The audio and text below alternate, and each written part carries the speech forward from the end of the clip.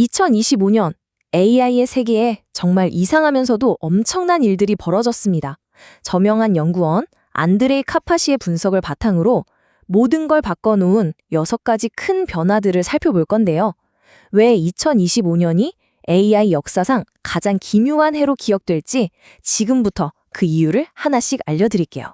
제가 예상했던 것보다 훨씬 똑똑하면서 동시에 훨씬 멍청하다. 이게 바로 안드레이 카파시가 요즘 LLM, 그러니까 대규모 언어 모델을 보고 한 말인데요. 오늘 우리가 할 이야기의 핵심이 바로 이 문장 하나에 다 담겨 있습니다. 현대 AI가 가진 이 역설적인 모습, 어떨 땐 완전 천재인데 또 어떨 땐 완전 초등학생 같다는 거죠. 자, 그럼 AI가 왜 이렇게 이상하고 새로운 상태가 된 걸까요? 그 배경에 있는 핵심적인 패러다임의 변화들을 지금부터 하나씩 제대로 파헤쳐 보겠습니다. 첫 번째 변화, 이게 아마 가장 근본적인 변화일 텐데요. 바로 AI의 훈련 방식, 그 가장 깊은 곳에서 일어난 혁신입니다. AI에게 진짜 추론이라는 걸 가르치기 시작한 거죠. 원래 LLM 훈련 방식은 다들 아시다시피 딱 정해진 3단계 레시피가 있었어요. 2025년 전까지는요. 인터넷에서 온갖 걸 다 배우는 사전 훈련, 그 다음에 지시를 따르도록 가르치는 미세 조정, 마지막으로 사람이 이게 더 나아 하고 알려주는 RLHF. 딱 이 순서였죠.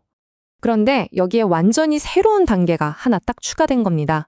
바로 RLVR이라고 불리는 건데요. 말이 좀 어렵죠? 검증 가능한 보상 기반 강화 학습. 근데 핵심은 진짜 간단해요.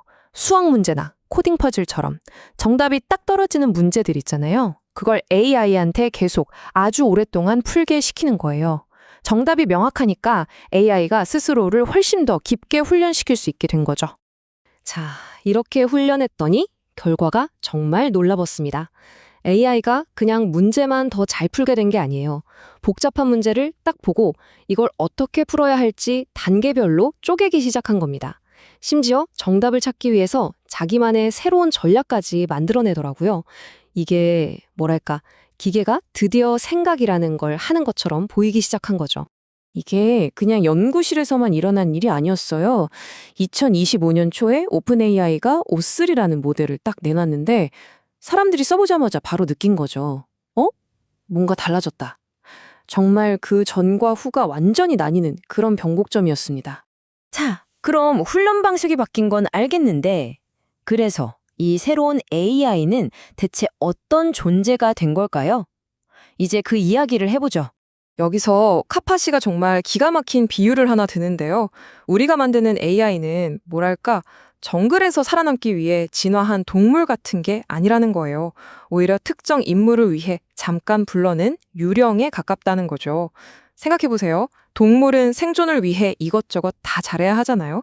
근데 지금 AI는 오직 텍스트를 잘 따라하고 정해진 퍼즐을 잘 풀도록 훈련됐어요. 출발점부터가 완전히 다른 겁니다. 그래서 카파시는 이렇게 말합니다. LLM은 천재적인 박학다식가인 동시에 혼란에 빠진 초등학생 같다. 와, 이 한 문장이 바로 불균이란 지능, 영어로는 jacked intelligence라는 개념을 그냥 완벽하게 설명해 주는 것 같아요. 어떤 건 기가 막히게 잘하는데 어떤 건 말도 안 되게 못한다는 거죠. 이 그래프를 보시면 바로 이해가 되실 거예요. 보세요. 수학 능력이나 코드 짜는 능력처럼 RLVR로 훈련하기 좋은 분야는 그냥 하늘 높은 줄 모르고 치솟죠. 그런데 상식 같은 애매한 영역은 여전히 바닥을 기고 있는 거예요. 능력치가 정말 들쭉날쭉하죠? 자, 그럼 이런 들쭉날쭉한 능력을 가진 AI가 실제 현장에서는 어떻게 쓰이고 있을까요? 특히 소프트웨어 개발 쪽에서 완전 새로운 바람이 불기 시작했습니다. 바로 바이브 코딩이라는 말이 나왔는데요. 이게 뭐냐면 그냥 말로 하는 코딩이에요. 이런 느낌으로 앱 하나 만들어줘 하고 자연스럽게 영어로 설명하면 AI가 알아서 코드를 짜주는 거죠. 개발자들이 코딩을 하고 있다는 사실 자체를 잊어버릴 정도라고 하니까요. 말 그대로 누구나 개발자가 될 수 있는 시대가 열린 겁니다. 실제로 카파시가 이걸 어떻게 쓰는지 보면 진짜 대단해요. 복잡한 코딩 언어를 몰라도 나만의 툴을 뚝딱 만들고요. 아이디어가 떠오르면 바로 앱 데모로 만들어봐요. 심지어 버그 하나 잡으려고 그냥 앱 하나를 통째로 만들었다가 버리기도 한대요. 코드가 이제 뭐랄까 공짜고 마음대로 주무를 수 있고 쓰고 버리는 아주 가벼운 존재가 되어버린 거죠. 이런 변화의 중심에는 클로드 코드 같은 도구들이 있었습니다. 이게 정말 중요한 게 그냥 웹사이트에서 쓰는 AI가 아니라 내 컴퓨터 안에서 내가 작업하는 모든 걸 보면서 도와주는 진짜 AI 에이전트의 시작을 알렸다는 거예요. 실제로 해커뉴스 같은 개발자 커뮤니티에서는 난리가 났었죠. 클로우드 코드 쓰고 생산성이 최소 5배는 올랐다. 이건 완전한 AI 에이전트 워크플로우다. 이런 후기들이 막 쏟아졌어요. 그냥 좀 편해진 수준이 아니라 일하는 방식 자체가 바뀐 진짜 게임 체인저가 등장한 겁니다. 자, 코딩 이야기는 이쯤 하고요. 이제 좀 더 큰 그림을 한번 보죠. 우리가 AI랑 소통하는 방식, 즉 인터페이스에 대한 이야기입니다. 결론부터 말하면 미래는 채팅이 아닐 겁니다. 카파시는 지금 우리가 AI랑 채팅하는 걸 보고 뭐라고 하냐면요. 마치 1980년대에 까만 화면에 하얀 글씨로 명령어 치던 거랑 똑같다고 해요. 지금 생각하면 정말 원시적이잖아요? 우리가 지금 딱 그 단계에 있다는 겁니다. 그럼 미래는 어떤 모습일까요? 카파시는 바로 이런 것들을 이야기합니다. 이미지, 인포그래픽, 슬라이드, 화이트보드. 전부 다 시각적이고 공간적인 것들이죠. 생각해보면 사람은 글자보다는 그림이나 도표를 훨씬 더 빨리 이해하잖아요. AI가 우리한테 맞춰줘야 한다는 거죠.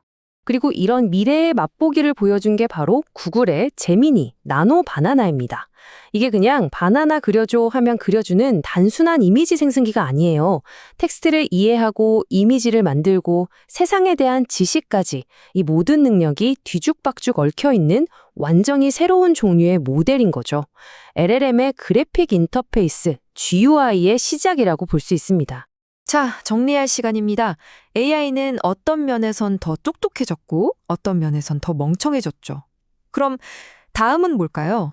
지금까지 정말 엄청난 변화들을 이야기했는데 놀랍게도 카파시는 우리가 지금 LLM 잠재력의 10%도 못 쓰고 있다고 말합니다. 10%요? 그 말은 즉 이 모든 게 이제 겨우 시작에 불과하다는 뜻이겠죠.